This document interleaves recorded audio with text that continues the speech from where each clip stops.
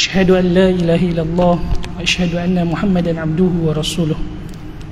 Qala rabbi shrah li sadri wa yassir li amri wahlul 'uqdatam min lisani yafqahu qawli, amma ba'd. Assalamualaikum warahmatullahi wabarakatuh. Pertamanya dan selamanya, marilah sama-sama kita menzahirkan rasa kesyukuran kita pada Allah Subhanahu wa taala kerana limpah dan kurnianya.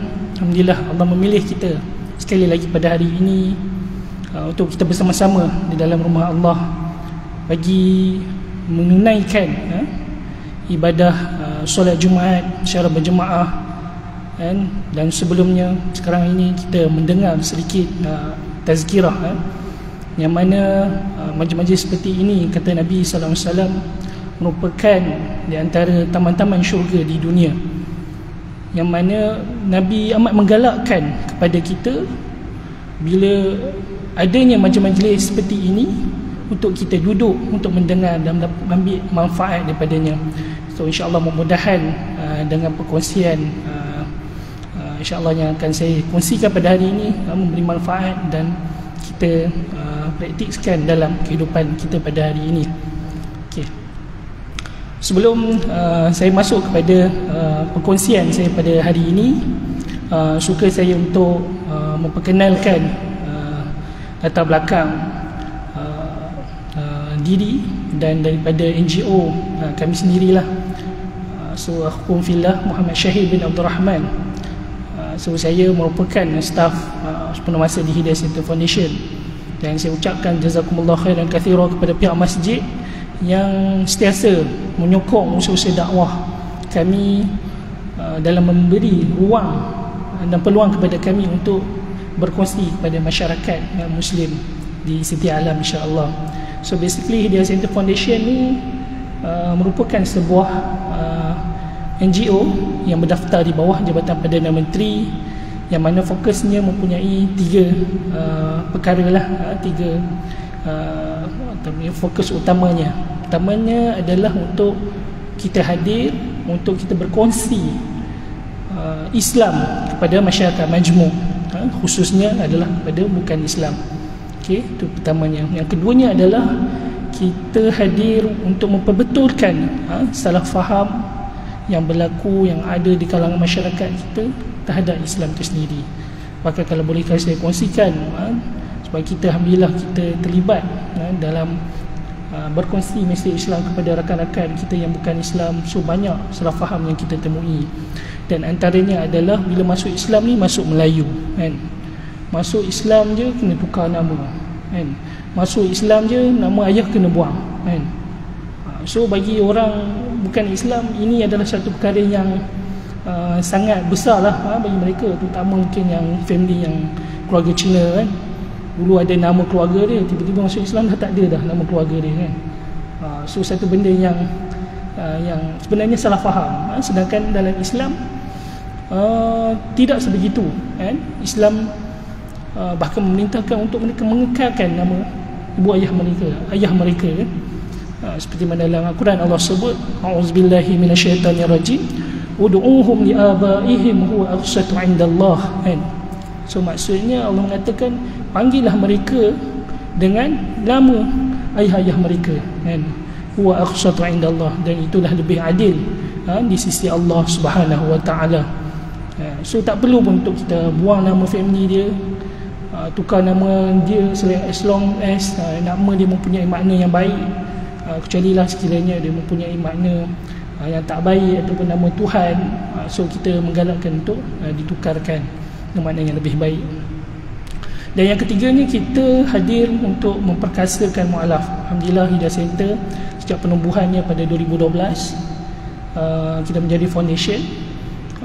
Kita mula dengan menyantuni mu'alaf, tapi sejak 2-3 tahun lepas kita mula untuk memperkasakan mu'alaf, supaya akhirnya kita nak melahirkan mu'alaf, orang yang baru masuk Islam ni jadi sambadi, kan? Bahkan kita tengok di Malaysia sendiri pun kita ada mu'alaf-mu'alaf yang alhamdulillah dia menjadi tokoh masyarakat dalam bidang masing-masing, kan? Seperti contoh kalau tokoh pendidikan, kan? Kita ada Prof Datuk Fadil Ravi, Datuk Taufik Yap dalam bidang perniagaan, Datuk Muhammad Chan dan sebagainya. So mu'alaf-mu'alaf yang sebegini, akhirnya mereka membawa, secara tak langsung membawa Islam tu sendiri. Melihat akhirnya orang masuk Islam ni, oh dia boleh berjaya kan? Tambah orang bukan Islam sebahagiannya, dia orang bila masuk Islam tu dia nak tahu apa kelebihan ataupun apa manfaat dia masuk Islam kan. So daripada situ kita ni, dan kita menjadikan panggil apa tu mu'alaf ni dari segi kebajikan dia, pendidikan dia dan ekonomi mereka lah, insya-Allah. Okey, alhamdulillah itu sedikit lah tentang Hidayah Center Foundation. Okey, saya mulakan saya punya perkongsian hari ini dengan satu kata-kata daripada almarhum Dr. Yusuf Al-Qaradawi kan. Satu susuk tubuh yang sangat dikenali, yang sangat disegani dan banyak meninggalkan ilmu kesan kepada masyarakat Islam secara keseluruhannya, sama ada di Malaysia dan di seluruh dunia kan, dengan karya-karya beliau kan. So apa kata beliau? Dia mengatakan bahawa kita ialah umat dakwah kan. Kita umat Nabi Muhammad ni adalah umat dakwah kan. Yang mana dalam arti kata lain adalah kita ni adalah transmitter kan, kepada orang lain kan. Transmitter ataupun penghubung agar dakwah ataupun Islam ni terus berkembang kepada seluruh umat manusia, khususnya di Malaysia lah kan. Kita tak nak dakwah ataupun Islam ni hanya terhenti di kalangan kita je kan. Kita nak sampaikan kepada orang yang lain juga kan. Maka kita hari ini kan, hari ini malaikat dah tidak lagi turun untuk membawa wahyu, para anbiya pun tidak ada lagi. Bahkan Nabi Muhammad sallallahu alaihi wasallam, junjungan kita, juga telah pergi. Maka siapakah yang akan meneruskan risalah ataupun tugas dakwah ini? Tak lain tak bukan kita lah, sebagai umat Muhammad sallallahu alaihi wasallam. So kitalah yang menjadi penerus misi dakwah ni. Allah merakamkan dalam Al-Quran, Allah mengatakan waman ahsanu qawlan mimman da'a ila Allah wa 'amila shalihan wa qala innani minal muslimin. Maksudnya adalah waman ahsanu qawlan, dan siapakah yang lebih baik perkataannya mimman, daripada orang yang mengajak ila Allah wa 'amila shalihan, mengajak kepada Allah, mengajak kepada hidayah Allah, mengajak kepada keimanan kepada Allah Subhanahu Wa Taala dan beramal soleh, dan mengatakan bahawa aku adalah orang yang termasuk orang yang berserah diri kan. So mengatakan daripada ayat ini kita memahami ada tugasan yang lebih baik adalah dengan kita berkongsi, kita menyampaikan risalah Islam ni kepada masyarakat keseluruhannya.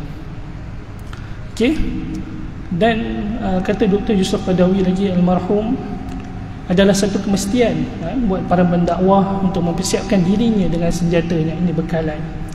Sekiranya dia ingin memenangi peperangan kejahilan dan kebatilan. Dan almarhum berkongsi tentang ada 3 bekalan penting yang perlu kita persiapkan. Yang pertamanya adalah bekalan iman, yang keduanya adalah bekalan akhlak, dan yang ketiganya adalah bekalan ilmu kan. So kita akan tengok secara ringkas. So kita pergi kepada yang pertama, iaitu bekalan iman. Dan dalam bekalan iman ni dia mempunyai 3 komponen penting dalam keimanan, iaitu pertamanya adalah keyakinan, pengharapan dan kekuatan kan. So kalau boleh saya bagi, kalau boleh lihat, kalau ada di skrin ada gambar seorang budak yang hanya menunggu rumahnya dinaiki air disebabkan banjir kan. So kalau kita boleh melihat sebagai satu analogi, bayangkan ketika mana berlakunya banjir, so budak ni alhamdulillah dia sempat menghubungi badan untuk menyelamatkan panggil apa beliau. Dia sempat call, dia cakap oh saya berada di sini, kawasan saya ataupun tempat saya di sini. So panggil apa, penyelamat pun menjawab okey saya akan tiba dalam masa 2 jam lagi. So kita akan melihat bagaimana budak ini akan mampu terus untuk mempunyai harapan disebabkan dia mempunyai keyakinan bahawa dia akan diselamatkan, dan keyakinan itu membawa dia pengharapan kepada beliau dan akhirnya memberi kekuatan kepada beliau untuk tunggu walaupun terpaksa menunggu selama 2 jam kan. Tapi kalau sebaliknya kita melihat orang yang mungkin dia baru nak call penyelamat, dia beritahu kedudukan dia, tak sempat dia nak habiskan, tiba-tiba bateri dia habis kan, tak sempat nak beritahu kedudukan dia kan, mungkin sempat berhubungi tapi tak sempat menceritakan di mana kedudukan beliau, dan akhirnya akan menyebabkan orang tersebut hilang keyakinan. Bila tiada keyakinan, tiada harapan, dan hilanglah kekuatan. Sebab penting iman ini menjadi bekalan kita yang utama dalam kita meyakini bahawa janji Allah Subhanahu Wa Taala bagi siapa yang menyampaikan Islam kepada masyarakat, kepada manusia. Di antara hadis yang terkenal, Nabi SAW mengatakan, mafhumnya adalah barang siapa yang masuk Islam ataupun mendapat hidayah lantaran usaha kamu, melalui kita kan, kita bantu dia, kita pemudahkan, kita ceritakan kepada dia tentang Islam, maka Allah akan berikan, kurniakan kepadanya adalah lebih baik daripada unta merah kan. Satu analogi ataupun satu gambaran bahawa unta merah ni adalah satu unta ataupun barang yang bernilai pada zaman Nabi sallallahu alaihi wasallam. Bahkan dalam hadis lain disebutkan lebih baik daripada dunia dan seisinya kan. Untuk pahala orang yang berceritakan Islam, berkongsi tentang Islam, akhirnya orang tersebut menerima Islam melalui kita. Dan keduanya bekalan adalah bekalan akhlak kan. Kata Nabi sallallahu alaihi wasallam, innama bu'ithtu liutammima salihal akhlak kan, ataupun dalam hadis yang lain liutammima karimal akhlak, sesungguhnya aku Rasulullah SAW diutuskan untuk menyempurnakan akhlak yang baik. So akhlak ni penting kan. Secara tak langsung dia menjadi gambaran awal terhadap kita sendiri yang membawa risalah Islam itu sendiri kan. Saya teringat dalam satu perkongsian senior dakwah kami lah kan, dia mengatakan kita mana dia bergaul dengan masyarakat yang bukan Islam kan, dan dia ada meeting perbincangan. So dia cakap, kamu ni doktor Bat, dia panggil Dr. Bat, you are different kan. Sebab apa? Sebab kamu kalau meeting ke 8, 7.30 dah sampai. Nak mengatakan dia ni seorang yang sharp lah ataupun menepati waktu kan. So daripada situ pun kita dapat melihat bagaimana benda yang sekecil pun orang non-Muslim melihat kan kita. Bahkan kalau kita tengok ada satu kata daripada seorang peninju yang terkenal ni, saya nama dia Habib lah. Dia katakan non-Muslim don't read the Quran, they don't read the hadith, they read you kan. So be a good ambassador of Islam kan. Orang bukan Islam tak baca Quran, orang bukan Islam tak baca hadis, tetapi dia membaca kamu kan, orang-orang Islam ni yang Muslim, kita semua ni kan, kita mungkin ada rakan, ada jiran yang bukan Islam, so dia baca kita, dia melihat akhlak kita. So dia katakan apa? So be a good ambassador of Islam. So jadilah duta Islam yang baik kan, yang membawa akhlak. Dan seterusnya yang terakhir adalah bekalan ilmu. Sudah pasti kalau kita nak beri sesuatu, kita nak sampaikan tentang Islam, kita mesti mempunyai ilmu yang betul, benar tentang Islam kan. Kata pepatah Arab, faqidus syai' la yu'ti, orang yang tidak mempunyai apa-apa, dia tak akan mampu memberi kan. Contohnya kalau kita pun baru selesai raya kan, kita nak bagi duit raya kepada anak buah kita kan. Tapi bayangkan kalau kita pun tak ada duit, tapi macam mana kita nak bagi? So that's why kita mestilah kena mempunyai perkara tersebut terlebih dahulu, barulah kita mampu memberi. Begitu juga kita nak bagi sampaikan Islam, so kita perlu adanya ilmu Islam. Dan kata almarhum Dr. Yusuf Qaradawi lagi, dakwah itu sifatnya memberi kan. Kita kena memberi kan, ilmu kepada tentang Islam kepada masyarakat. Dan kalau boleh lihat di skrin, ni di antara program-program yang kita jalankan. Ini sempena dengan hari bapa, kita ada buat macam street dakwah lah kan, di taman, yang mana taman tu banyak dikunjungi oleh rakan-rakan kita yang bukan Islam. So kita bertanya tentang pandangan mereka dalam agama mereka, kita berkongsi tentang agama kita dalam melihat ataupun memandang hari bapa ataupun kedudukan bapa dalam Islam. Ni tahun lepas ni, tahun lepas insya-Allah. Okay. Seterusnya Allah menyebutkan dalam surah An-Nahl ayat 125, a'udzu billahi minasyaitonir rajim. Bismillahirrahmanirrahim. Ud'u ila sabili rabbika bil hikmati wal mau'izatil hasanah wajadilhum billati hiya ahsan inna rabbaka huwa a'lamu biman dhalla an sabilihi wa huwa a'lamu bil muhtadin. So apa maksudnya? Serulah ke jalan Tuhanmu wahai Muhammad dengan hikmah, yang bijaksana, dan nasihat pengajaran yang baik, dan berbahaslah dengan mereka yang engkau serukan itu dengan cara yang lebih baik. Sungguhnya Tuhanmu dialah yang lebih mengetahui akan orang yang sesat daripada jalannya, dan dia jualah yang lebih mengetahui akan orang-orang yang mendapat hidayah petunjuknya. Surah An-Nahl ayat 125. So daripada ayat ini kita dapat memahami bahawa Allah mulakan ayat ini dengan ud'u. So ud'u ni bagi mereka yang belajar Arab, Allah datangkan dengan fi'il amar. So fi'il amar ni dia membawa makna erti tuntutan, tuntutan, iaitu satu arahan yang Allah berikan kepada Rasul. Tapi Nabi Muhammad dah tak ada. So arahan ni kepada siapa? Iaitu kepada kita-kita yang Muslim ni, iaitu untuk kita mengajak kepada manusia kepada jalan Allah, kepada hidayah Allah. Tapi dengan cara apa? Apa approachnya, apa metodologinya? Adalah dengan hikmah, bijaksana. Hikmah ni banyaklah, tidak luas. Nanti kita akan kupas satu persatu dengan pengajaran yang baik dan berdebat ataupun berbincang dengan yang cara yang lebih baik. Tapi yang menariknya, Allah tutup ayat ini, Allah mengatakan inna rabbaka huwa a'lamu biman dhalla an sabilihi wa huwa a'lamu bil muhtadin. Semuanya Tuhan kamu wahai Muhammad, dialah yang lebih mengetahui akan orang yang sesat daripada jalannya, dan Allah mengetahui orang yang akan dapat petunjuk. So Allah dah tahulah kan.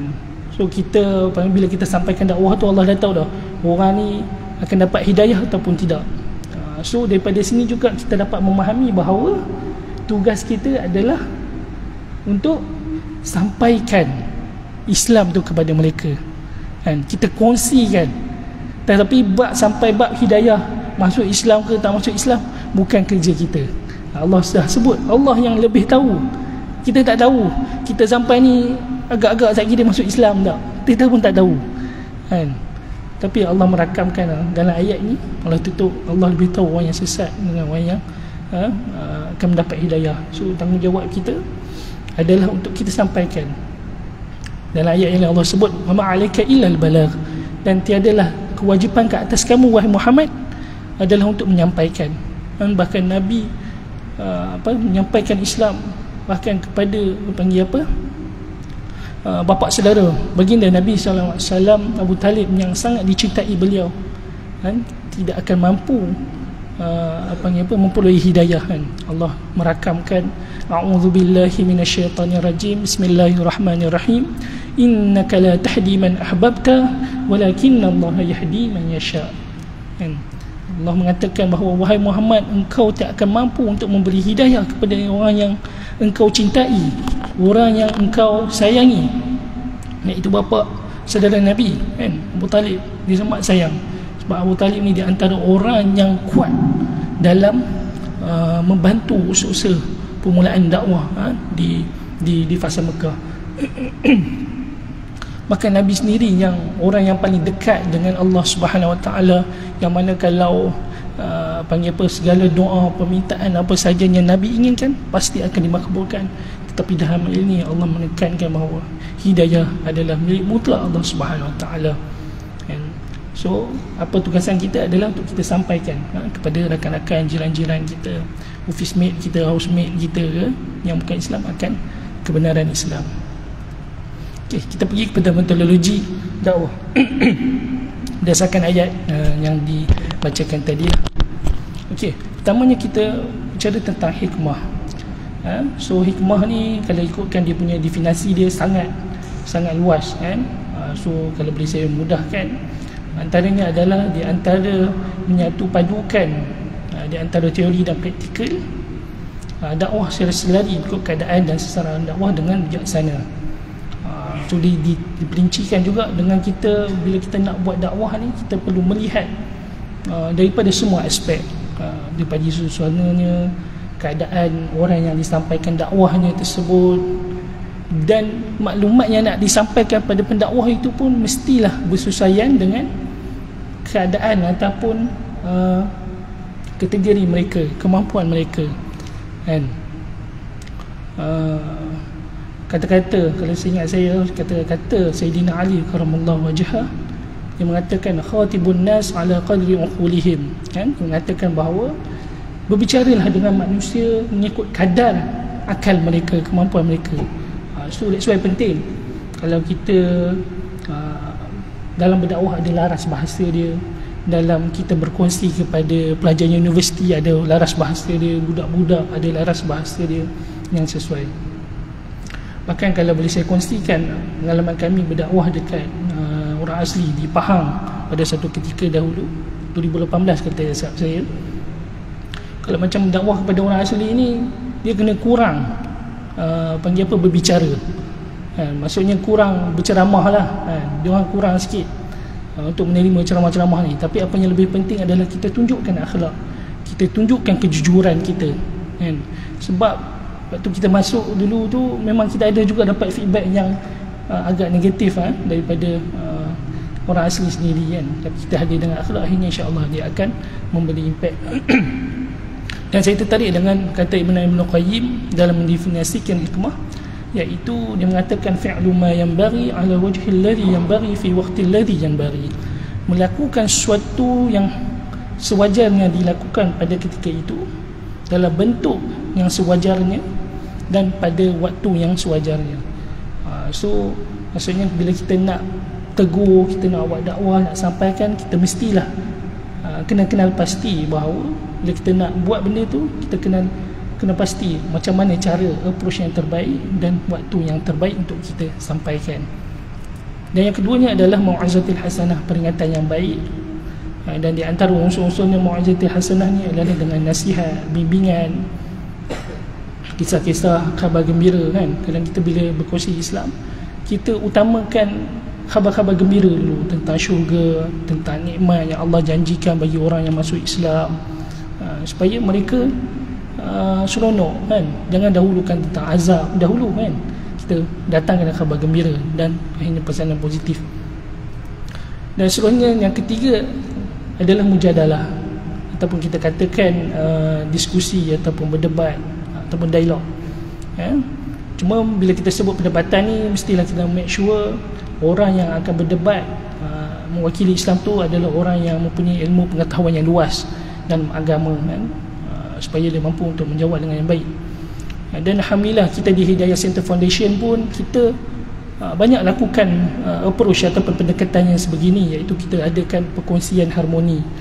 Dan kalau boleh saya kongsikan pengalaman, alhamdulillah pada tahun lepas bulan 3 bersempena dengan Hari Wanita, kita ada dekati ada satu gereja di Selangor.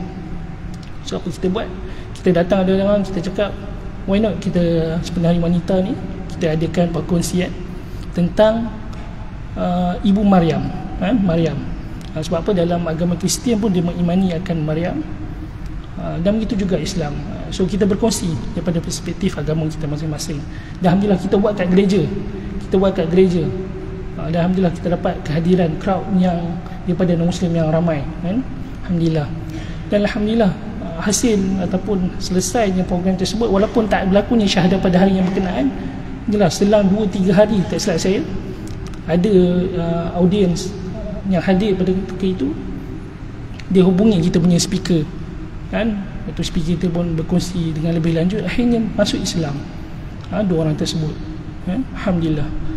Selang 2-3 bulan kemudian, yang 2 orang ni kongsikan lagi pada rakan dia yang lain, dan alhamdulillah 3 orang lagi rakan dia masuk Islam kan? So bertitik tolak daripada kisah perkongsian harmoni ataupun dialog harmoni antara agama tentang Maryam penari wanita tu, tahun lepas saja ada 5 orang masuk Islam, alhamdulillah kan. Yang penting kita kekalkan dalam konteks kita yang Malaysia yang harmoni, yang pelbagai kaum perlu untuk kita melakukan pendekatan yang harmoni lah. Okey, seterusnya kita pergi kepada persediaan da'i. Ini pun sangat penting. Kita dah tahu ada metodologi, cara-cara dia, tapi kita sebagai da'i, sebagai pendakwah, kita mesti kena ada persediaan. Okey, antaranya adalah pertama kenali diri, kenali orang yang kita sampaikan dakwah, kuasai ilmu dan kuasai teknik. Okey, yang pertama kenali diri. So kita kena tahu apa kekuatan kita, kena kenal diri kita, kenali kekuatan dan kelemahan diri kita, manfaatkan kekuatan dan perbaiki kita punya kelemahan. Mungkin kita pendakwah ataupun jemaah yang ada hari ini mempunyai kekuatan dari sudut membuat poster ataupun membuat video-video yang menarik tentang Islam secara harmoni. Maka manfaatkan kelebihan yang Allah bagi tersebut. Ada orang yang mampu untuk bercakap, ada orang yang tak mampu berbicara, tapi dia mampu untuk buat kerja di balik tabir kan. Maka bila sebut kisah ni, saya teringat perkara ini, saya teringat kisah yang Allah rakamkan dalam Al-Quran tentang Nabi Allah Musa dengan Nabi Allah Harun kan.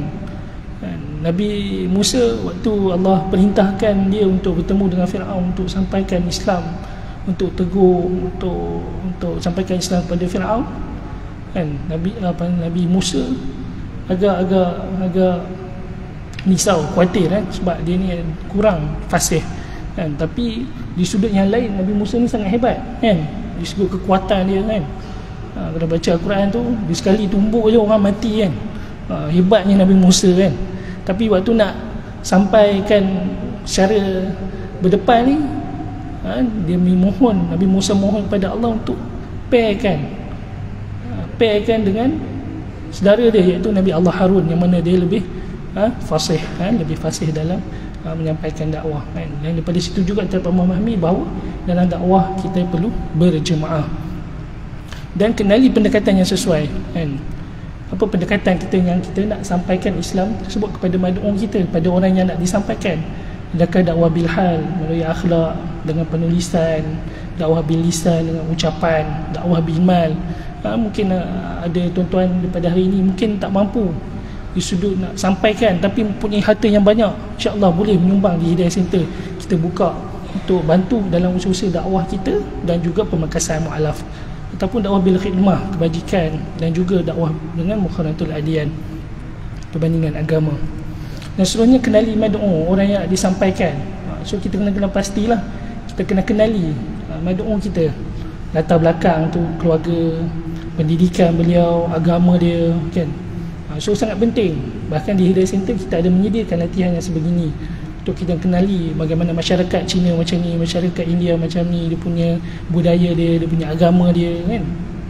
So secara tak langsung kita tahu do and don'ts dia, budaya dia, cara hidup dia. Bahkan kalau kita mempunyai kemampuan berbahasa dalam bahasa mereka lebih baik, dia lebih mudah, dia lebih membantu dalam melancarkan penyampaian dakwah tersebut kan.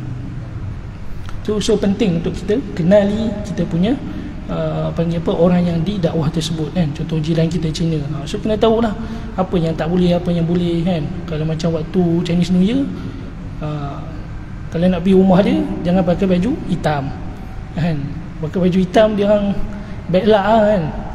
Tapi yang penting kita sebagai pendakwah, kita bukanlah percaya perkara tersebut, tapi kita menghormati kan, dengan kita pakai baju merah, baju gold, baju-baju yang mereka rasa okey kan. Kita hormatilah atas dasar menghormati kan, bukan kita percaya. Okey, yang seterusnya kuasai ilmu, dan antaranya asasnya adalah tauhid, ma'rifatullah. Sebab apa? Apa yang membezakan kita dengan agama yang lain adalah tauhid tu sendiri kan.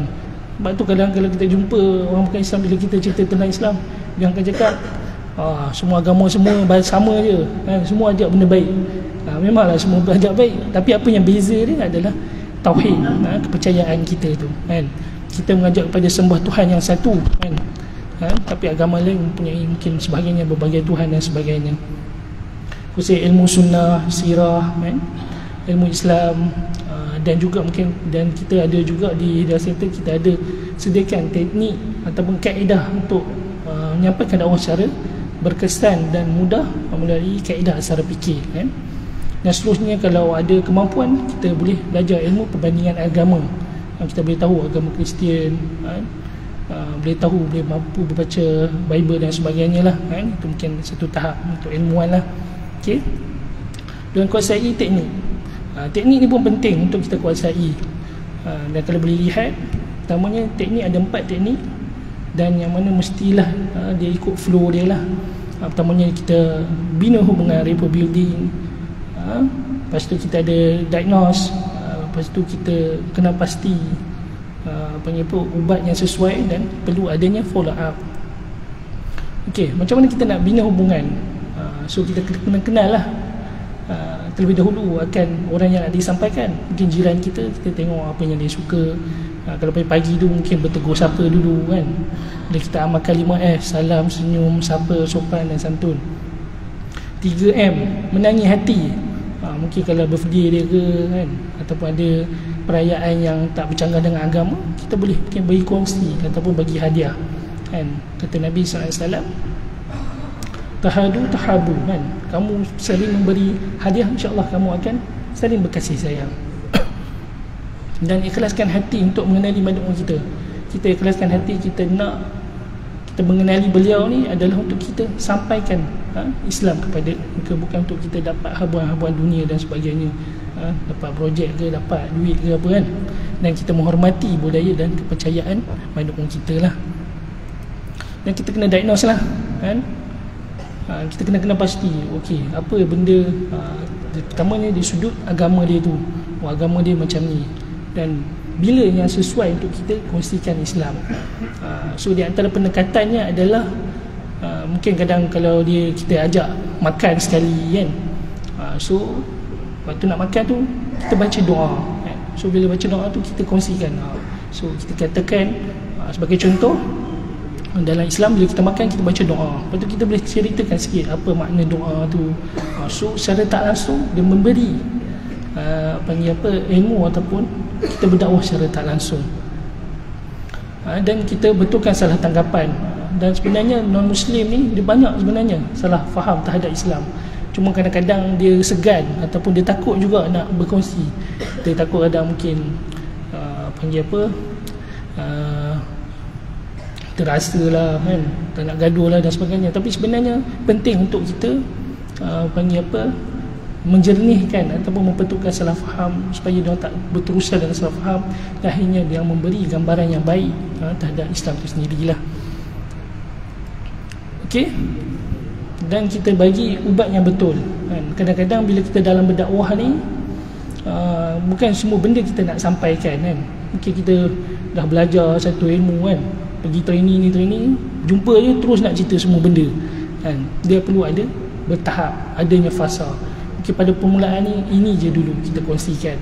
Kalau dalam kaedah asar fikir tu, A adalah Tuhan ada, S Tuhan satu. Mungkin cerita tu dulu tentang ketuhanan. Tuhan tu wujud, Tuhan tu satu. Kenapa dia satu? Kenapa tak boleh lebih? Tak bolehnya syirik, tak boleh mengambil Tuhan selain pada Allah Subhanahu Wa Taala. Kan, kalau Tuhan ada banyak, apa akan jadi? Kan, akan berlakunya pertembungan huru-hara dunia ni kan. Dan Quran tu sendiri mengajak manusia berfikir, untuk berfikir tentang kewujudan dan alam ini. Dan yang penting sekali bila kita nak kongsikan tu, sentiasa kembalikan kepada perbincangan tauhid, yang mana inilah yang asas utama dalam perbincangan ataupun dalam dakwah kita. Sebab kadang-kadang kita akan dilarikan dengan tajuk-tajuk yang sampingan kan. Dia tanya kenapalah orang Islam boleh kahwin 4, pakai tudung kan. So benda-benda yang sampingan sebenarnya. Tapi selagi mana tak beres tentang tauhid, tentang kepercayaan, maka sukar untuk nanti untuk mungkin menerima akan jawapan dalam perkara-perkara yang fake terutamanya. Okey, dan yang terakhir adalah kita kena follow up. dah bina hubungan, kita dah diagnose, kita dah bagi ubat, dan akhirnya kita kena follow up. Sebab dakwah ni bukanlah dalam sekelip mata kan, satu hari kita sampaikan terus dia masuk Islam kan, tapi dia perlukan kepada masa kan, dan usaha yang berterusan. Yang penting kita sabar, kita sampaikan, dan in the end kita tawakal, kita serah kepada Allah Subhanahu wa Ta'ala untuk memberikan hidayah kepada mereka. Sebab apa? Allah sahaja yang lebih mengetahui siapakah yang layak. Yang penting kita sampaikan. So tips yang terakhir, so ni di antara dilema bila kita buat dakwah. Dia rasa bila nak buat dakwah je mesti nak Islamkan orang. So ini di antara salah faham di kalangan masyarakat Muslim kita. So kita sampaikan saja So jangan jadi Tuhan, kita je kita sampaikan saja, dan Allah yang akan bagi hidayah kan. Dakwah is not preaching hard but reaching hard kan. Bukan nak ceramah berdegar tapi yang penting adalah kita nak sentuh hati dia. Kita nak menangi hati dan minda dia. Dan paling efektif adalah dengan dakwah fardiyah, bukan dakwah umum lah. Bila efektif ni ada dakwah fardiyah yang mana kita one to one dengan dia lah. Okay, so mungkin apa mesej yang boleh saya tinggalkan pada tuan-tuan jemaah pada hari ini adalah, mulai pada hari ini kita pasang niat untuk kita lakukan dakwah. Dan saya percaya mungkin di kalangan kita ada jiran, rakan, office mate yang bukan Islam. Dekatkan dalam hati kita untuk buat dakwah. Sampaikanlah walaupun balighu anni walau ayah, kata Nabi SAW. Sampaikanlah daripada aku walaupun sepotong ayat kan. Supaya yakin semua kat sini semua orang-orang yang berilmu kan. Islam dah lama kan. So kita boleh kongsikan. Dakwah Fadiyah, teruskan belajar. Seperti yang kata-kata tadi, kita Hidayah Center kita ada menyediakan latihan. So mungkin sekiranya perlukan latihan, boleh insyaAllah ikuti kita punya latihan. Dan juga boleh membantu dengan menjadi sukarelawan rakan hidayah dan komitmen dengan Ansar. Untuk menjadi kita punya rakan hidayah atau sukarelawan, boleh melayarilah kita punya page Hidayah Center Foundation. Kat situ boleh lihatlah. Dan juga boleh membantu dalam usaha dakwah kita dari segi dana. Kita amat memerlukan sumbangan daripada tuan-tuan jemaah dalam kita menyampaikan Islam ni dan memperkasakan mu'alaf melalui www.dahsedekah.com ataupun Ansar, yang mana sehari RM1, sebulan RM30 yang mana kita boleh lakukan insya-Allah. Dan saya tutup dengan saya mengatakan bahawa kita umat Nabi Muhammad SAW ataupun yang Muslim ni, kita Allah uji dengan untuk kita menyampaikan mesej Islam kepada bukan Islam. Tapi rakan kita, jiran kita yang bukan Islam, Allah uji mereka dengan mencari Islam.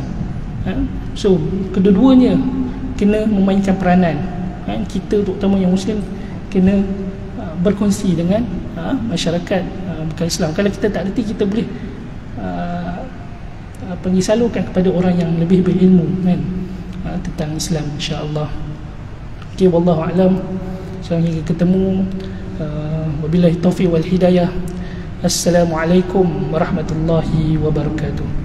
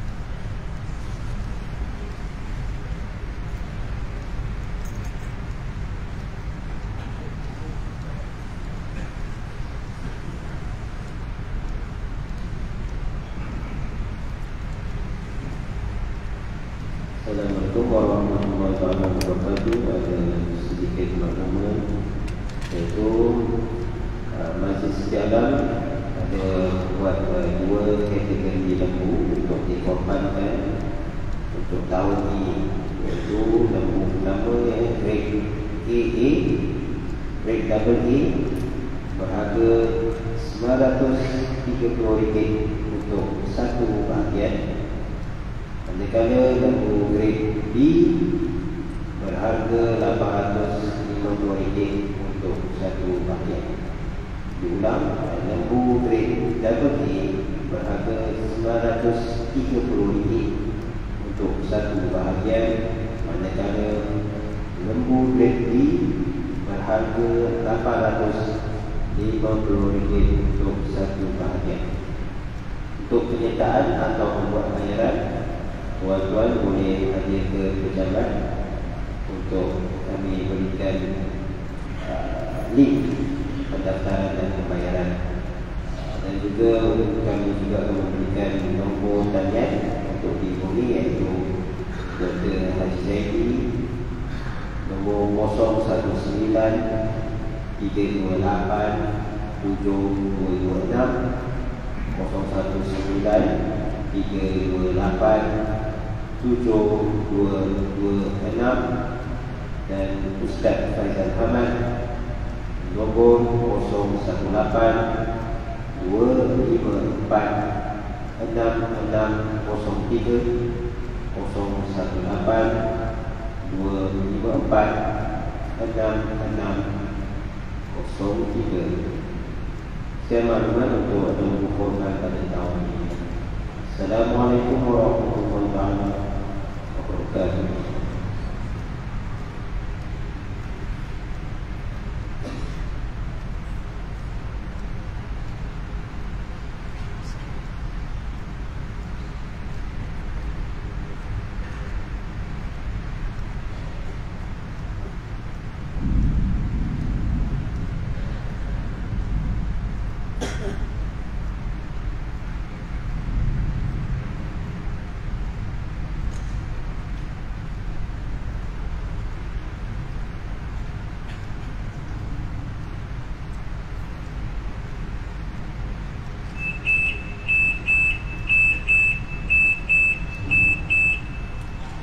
Allahu Akbar, Allahu Akbar.